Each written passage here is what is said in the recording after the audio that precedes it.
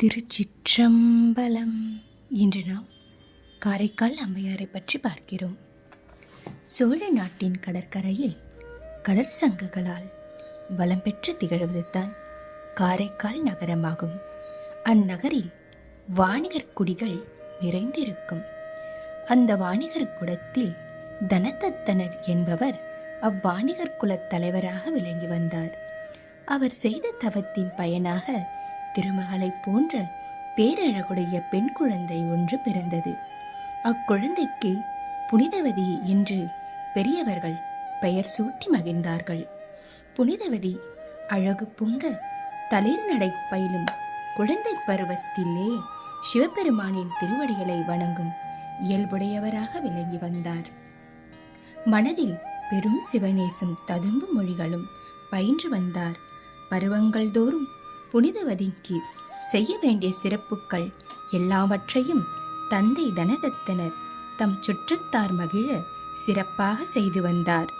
இவ்வாறு சீராட்டி பாராட்டி வளர்க்க பெற்றார். இயற்கையிலேயே சிவபெருமானிடம் பேர் அன்பு கொண்டே வளர்ந்தார் புனிதவதியார். சிறுமியரோடு விளையாடும் பொழுது கூட எப்பொழுதும் சிவபெருமானை பற்றியே பேசுவார். சிவனடியார்கள் வந்தார், அவர்களை வணங்கி உபசரித்து மகிழ்வார். இப்படியாக வளர்ந்த புனிதவதிக்கு திருமண பருவத்தையும் அடைந்தார். புனிதவதி அழகை பற்றி சொல்ல வேண்டுமானால் சாமுத்திரிகா லட்சணகம் பொருந்திய உடல் வனப்பு மிகுந்த பேரழகாவுடன் திகழ்ந்து வந்தார். நாகப்பட்டினத்தில் நீதிபதி என்ற வாணிகர் தலைவர் பெரும் செல்வந்தர் ஒருவர் வாழ்ந்து வந்தார். அவருக்கு ஒரே மகன், அவர்தான் பரமதத்தன். அவருக்கு புனிதவதியை மனம் பேசி சீரும் சிறப்பாக திருமணம் நடைபெற்றது. ஒரே மகளாக இருப்பதால் தன் மகளுக்கு அருகிலேயே ஒரு புது வீடு கட்டி குடும்பம் நடத்தும்படி கூறி பெரும் பொருளும் செல்வங்களும் கொடுத்து உதவினார். இல்லறத்தை இனிதாக நடத்தி வாழ்ந்து வந்தார் புனிதவதியார். தம் வீட்டுக்கு வரும் சிவனடியார்களுக்கு அன்போடு உணவளித்து பொன்னும் பொருளும் புத்தாடையும் கொடுத்து மகிழ்வார். ஒரு நாள் பரமதத்தனை காண வந்த சிலவர் அவருக்கு 2 மாங்கனியை கொடுத்தார்கள். அதனை பெற்றுக்கொண்டு தன் வேலையாளிடம் கொடுத்து வீட்டில் கொடுக்கும்படி சொல்லி அனுப்பினார். கணவர் அனுப்பிய 2 மாங்கனிகளையும் வீட்டுக்குள் ஒரு புறமாக வைத்துவிட்டு உள்ளே சென்றிருந்தார். அப்பொழுது பசி மிகுந்த சிவனடியார் ஒருவர் புனிதவதியாரின் வீட்டுக்கு வந்தார். அவ்வடியாரின் பசி நிலையை கண்டு மிகவும் பரிவு கொண்டு அவரை வீட்டிற்கு அழைத்து ஒரு ஆசனத்தில் அமர வைத்து அன்னம் பரிமாற தொடங்கினார். அப்போது காய்கறிகள் எதுவும் சமைக்கப்படாமல் இருந்தது. சோறு மட்டுமே இருந்தது. அவர் என்ன செய்வார்? வந்திருப்பது என் சிவபெருமானின் அடியவரல்லவா, அவருக்கு திருவமுது செய்ய வேண்டுமே என்று நினைத்து தன் வீட்டில் வைத்திருந்த 2 மாங்கனிகள் ஒன்றை வேகமாக எடுத்து அதையே காய்கறிகளாக பரிமாறி மகிழ்ந்தார். சிவனடியார் அன்போடு அழைத்து திரு அமுதினை மாங்கனியோடு சுவைமிகுந்த உணவும் மனமகிழ்ந்து உண்டு சென்றார். அதன் பிறகு கணவர் நடும்பகலில் தன் வீட்டிற்கு வந்து உணவு அருந்துவதற்கு அமர்ந்தார். புனிதவதியார் முறைப்படி தன் கணவருக்கு பரிமாறினார். மாங்கனிகளில் 2இல் மிஞ்சியிருந்த ஒன்றை கொண்டு வந்து கணவருக்கு கொடுத்தார். அந்த மாங்கனியை சுவைத்து சாப்பிட்டதும் அது மிகவும் சுவையாக இருந்ததால் இன்னொரு பழமும் இருக்குமே, அதை எடுத்து வாருங்கள் என்றார். உடனே புனிதவதியார் மற்றொரு மாங்கனியையும் கொண்டு வருவது போல் அங்கிருந்து நீங்கி உள்ளே வந்தார். ஒரு கணம் அப்படியே நின்றிருந்தார். பிறகு என்ன செய்வார்? உற்றிடத்து பெருமானே, உதவும் பெருமானே என்று அவர் சிவபெருமானை தியானித்தார். உடனே சிவபெருமான் திருவருளால் கையில் ஒரு மாம்பழம் ஒன்று வந்து அமர்ந்தது. அந்த கனியை கொண்டு வந்து மகிழ்ச்சியோடு கணவரிடம் கொடுத்தார் பரமதத்தன்.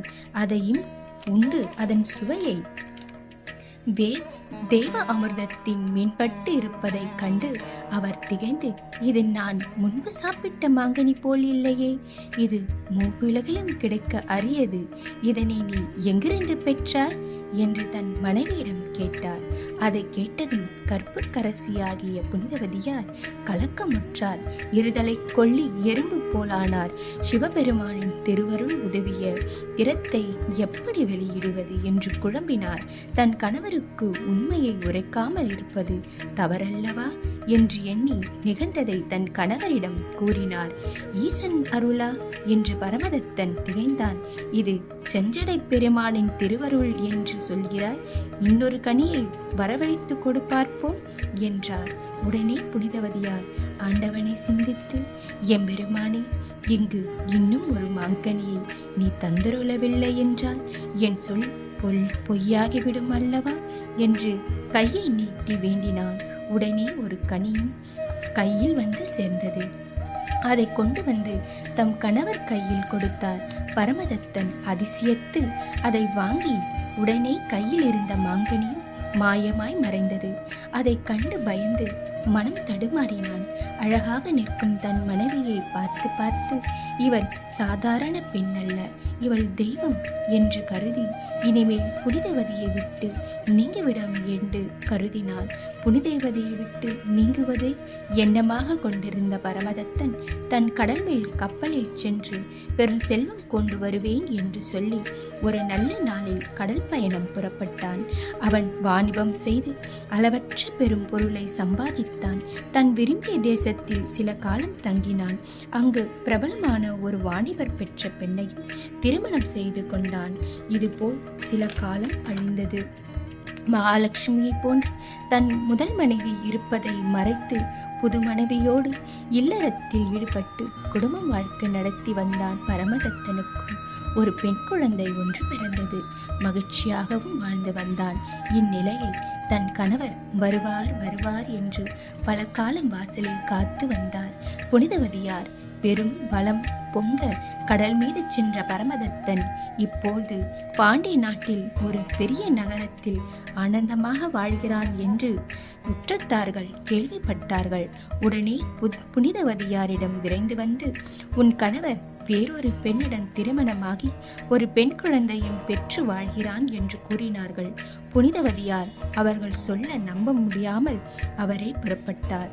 அன்புள்ள சுற்றத்தாருடன் சில நாட்கள் பயணம் செய்து நெடுதூரம் கடந்து செந்தமிழ் திருநாடான பாண்டிய நாட்டை அடைந்தார். பரமதத்தன் வசிக்கும் நகரத்துக்கு வந்து சேர்ந்தார். முதல் மனைவரை அழைத்து கொண்டு வந்திருக்கும் தகவலை அவர்கள் சில ஆட்கள் மூலம் கணவருக்கு சொல்லி அனுப்பினார்கள். இதை கேள்விப்பட்டதும் பரமதத்தன் சிந்தையில் பயம் கொண்டு இனி என்ன செய்வது? இரண்டாவதாக மனம் புரிந்து கொண்ட மனைவியையும் அவன் பெற்ற குழந்தையும் அழைத்து புனிதவதியாரின் காலில் விழுந்து வணங்கி, உமது அருளால் நான் வாழ்கிறேன், இந்த பெண் குழந்தைக்கும் உன் திருப்பெயரே சுட்டியுள்ளேன் என்று கூறி கும்மிட்டு மறுபடியும் புனிதவதியாரின் காலடியில் விழுந்து வணங்கினார். தன் கணவர் தன்னை வணங்குவதை கண்ட புனிதவதியார் அஞ்சி பயந்து பூங்கொடி போல் தளிர்ந்து சுற்றத்தாரின் பக்கம் ஒதுங்கி நின்றார். பரமதத்தனின் செயற்கையை கண்ட சுற்றத்தார்கள் வெக்கமடைந்து, பரமதத்தா, இது என்ன? உன் மனைவியை நீ வணங்குவது ஏன் என்று கேட்டார்கள். பரமதத்தன் அவர்களை நோக்கி, இவர் மானிட பிறவி அல்ல, நற்பெரும் தெய்வமாகும். அதை நான் அறிந்து கொண்டுதான் இவரை விட்டு நீங்கி வந்தேன். பிறகு நான் பெற்ற இந்த குழந்தைக்கும் அத்தெய்வத்தின் பெயரையே வைத்திருக்கிறேன். ஆகையால் நீங்களும் அவரை வணங்கி போற்றுங்கள் என்று சொன்னான்.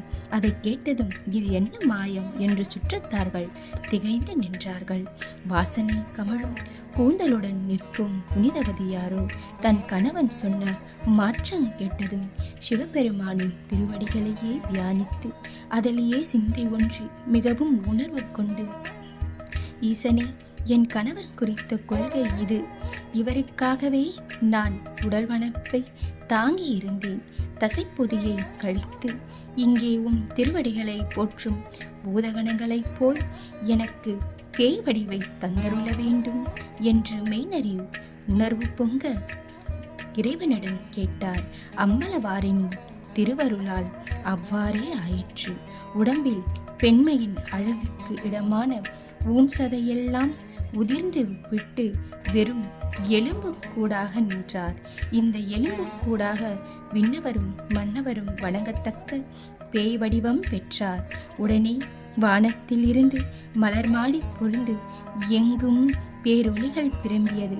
உலகெல்லாம் நிறைந்தது. தேவர்களும் முனிவர்களும் ஆரவாரம் செய்தார்கள். சிவகணங்கள் எல்லாம் கூத்தாடினார்கள். சுற்றத்தார்கள் அச்சமுற்று புனிதவதியாரை விட்டு விலகினார்கள். அப்போது புனிதவதியார் தமக்குண்டான நாணத்தினால் உம்மையொரு பாகனை துதித்து உம்முடைய அழகான திருவடிகளை போற்றும் நல்ல சிவபூத கணங்களில் நானும் ஒன்றானேன் என்று உள்ளுருகினார். அற்புதமான திருவாந்தியையும் இரட்டை மணி மாலையும் பாடி அருளினார். அதன் பிறகு காரைக்கால் அம்மையாருக்கு பேருணவு மேன்மேலும் பொங்கி எழுந்து சிவபெருமான் வீட்டிற்கும் திரு கைலாயத்தை காண வேண்டும் என்று பேராவலுடன் திருவருள் வழியிலேயே அம்மையார் விரைந்து நடந்தார். அவர் விரும்பி பெற்ற பேய்த்தொற்றத்தை கண்டவர் எல்லாம் பயந்து அந்த இடத்தை விட்டே அகன்று ஓடலானார்கள். தான் கொண்ட பேய் வேடத்தை பற்றி பிறர் கூறுவதை கேட்ட அம்மையார், என் ஆண்டவர் நாயகர் இறைவன் என்னை அறிந்து கொண்டால் அதுவே எனக்கு போதும். உண்மை அறியாதவர்கள் உலக மக்களுக்கு நான் எவ்வுருவமாய் காணப்பட்டாலும் அதனால் ஆவது என்ன என்று கூறினார். கையாலாயத்தை நோக்கி புறப்பட்ட காரைக்கால் அம்மையார் வடதிசையில் உள்ள தேசங்களை எல்லாம் மன வேகத்தை விட வேகமாக கடந்து சென்றார். திரு கைலை மலையை நெருங்கினார். அதன் பிறகு அவர் காலால் நடப்பதை தவிர்த்து கொண்டார். தம் தலையாலே நடந்தார். அவ்வாறு தலையால் நடந்தபடியே வெள்ளிமலை மீதேறினார். அப்போது சிவபெருமானின் ஒரு பக்கம் இருந்த உமா மகேஸ்வரி அதிசயத்து உள்ளத்தில் அன்பு பொங்க தம் சிவபெருமானை நோக்கி, எம்பெருமானே, இங்கு தலையால் நடந்து மலையேறும் எழும்புடலின் அன்புத்தான் என்ன என்றார். அதற்கு சிவபெருமான், உமையே, இங்கு வரும் இவள் எம்மை பேணி போற்றும் அம்மையாகும். இந்த பெருமை வாய்ந்த வடிவத்தையும் எம்மை வேண்டியே பெற்றார் என்று கூறினார். பிறகு பேய் வடிவமான காரைக்கால் அம்மையார் தம்மை நெருங்கி வந்ததும் அம்மையே என்று அழைத்தார். சிவபெருமான் அதை கேட்ட காரைக்கால் அம்மையார் அப்பா என்று கூறி இறைவனின் தாமரை திருவடிகளில் விழுந்து வணங்கி இருந்தார். அவரை சிவபெருமான் எதிர்கொண்டு, இங்கு நம்மிடம் நீ வேண்டுவது என்ன என்று கேட்டார். அம்மையார் கும்பிட்டு, இறைவரே, என்றென்றும் இரவாத இன்ப அன்பு வேண்டும். உலகில் இனி நான் பிறவாமை வேண்டும். மீண்டும் எனக்கு பிறப்பு உண்டானாலும் உன்னை என்றும் நான் மறவாதிருக்க வேண்டும். இன்னும் ஒன்று வேண்டும். தர்ம வடிவமே, நீர் ஆனந்த நடனம் ஆடும்போது அடியேன் மகிழ்ந்து பாடிய வண்ணம் உன் திருவடி கீழ் இருக்க வேண்டும் ஐயனே என்று விண்ணப்பித்தார். அவருக்கு சிவபெருமான் திருவருள் பளித்து, அம்மையே, தென் திசையில் பழையனூர் திருவலங்காட்டில் நான் நடனம் ஆடுவோம். அந்த பெருநடனத்தை நீ கண்டு ஆனந்தப்பட்டு எப்பொழுதும் எம்மை பாடிக்கொண்டே இருப்பாயாக என்றார். அப்பரிசு அருள் பெற்ற அம்மையார் சிவபெருமானை பணிந்து விடை பெற்று கொண்டு பேரன்போடு போய் திருவலங்காடு என்னும் தலத்தில் தம் தலையாலே நடந்து அன்றே வந்தடைந்தார். ஆலங்காட்டு ஆலயத்துள்ளே சென்று அங்கு அண்டமுற நிமிர்ந்தாடும் ஆண்டவனின் நடன கோலத்தை கண்டு தொழுதார். கொங்கை திரண்டு என்று தொடங்கும் முத்திரு பதிகத்தையும் பாடினார். சிவபெருமானின் ஆனந்த கூத்தை முன்வணங்கும் பெரும் காதல் எழுந்தொழுங்க அம்மையார் பெரிதும் வியப்புழுந்தி எட்டி இயல்பு மிகை என்ற திருப்பாடலையும் பாடி முடித்தார். சிவபெருமானாலேயே அம்மையே என்று அழைக்க பெற்றவரும் சிவபெருமான் ஆடும் திருக்கூத்தை சேவடி கீழ் என்றும் நீங்காது அமர்ந்து பாடும் வரப்பெற்றவருமான காரைக்கால் அம்மையாரின் புகழை யாரால் கூற இயல்? இது மிக அற்புதமாயிற்றே. இம் அம்மையாரின் மலர்பாதங்களை போற்றி வணங்குவோம். திருச்சிற்றம்பலம்.